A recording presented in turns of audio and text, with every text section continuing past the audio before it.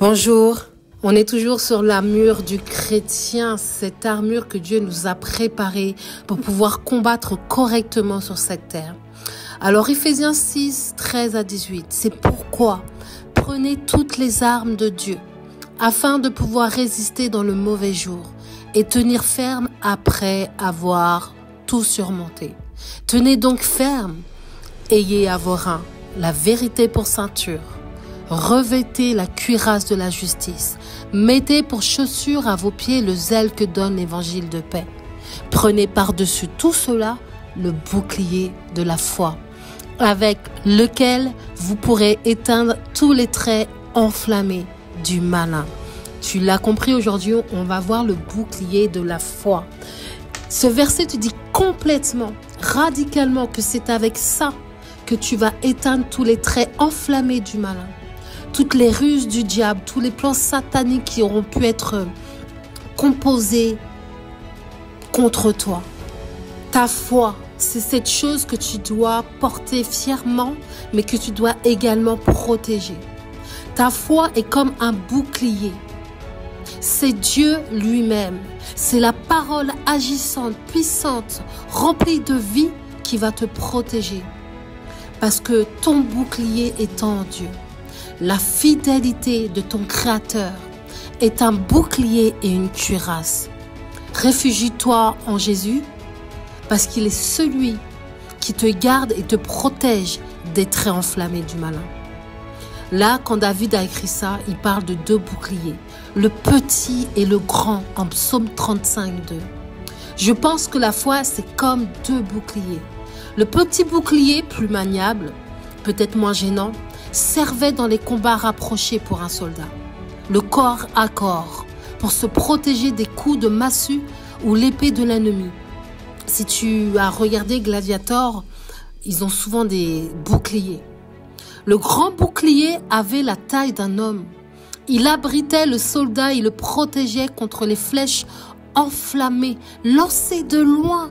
Tu sais, dans le Seigneur des Anneaux, quand tu vois une myriade de flèches arriver contre ceux qui viennent se battre contre le Mordor, contre l'ennemi. David, il dit, mon bouclier est en Dieu, qui sauve ceux dont le cœur est droit. Que ce soit dans des combats rapprochés, des gens qui te combattent face à face, ou des attaques de flèches du malin qui viennent de loin et tu ne vois même pas l'ennemi. Sache que Dieu est ton bouclier.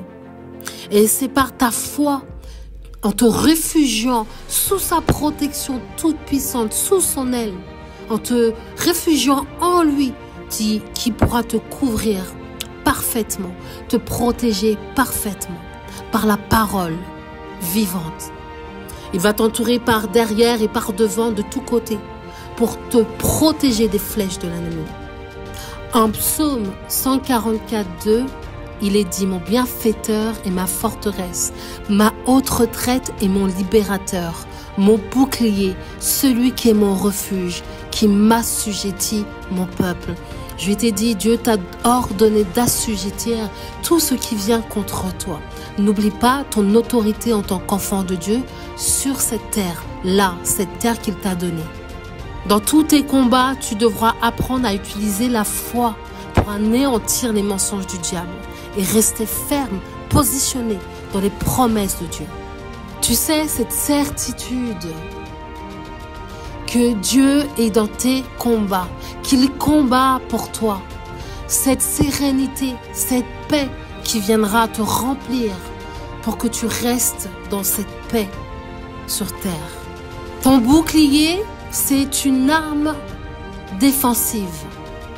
Car les armes avec lesquelles tu combats ne sont pas charnelles, mais elles sont puissantes devant Dieu pour renverser des forteresses.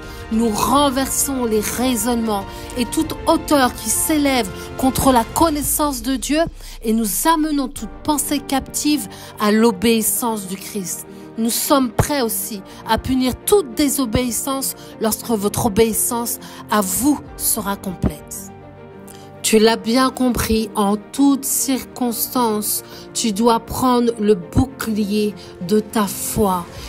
La foi est alimentée par la parole de vie. Voici son essence même, la parole que tu proclameras, la parole que tu retiendras, la parole que tu graveras dans ton cœur. N'abandonne pas ton autorité à Satan. Prends-la avec du courage. Ne sois absolument pas lâche face aux situations, mais surtout marche dans l'obéissance aux instructions que Dieu va te donner, sans peur, sans crainte.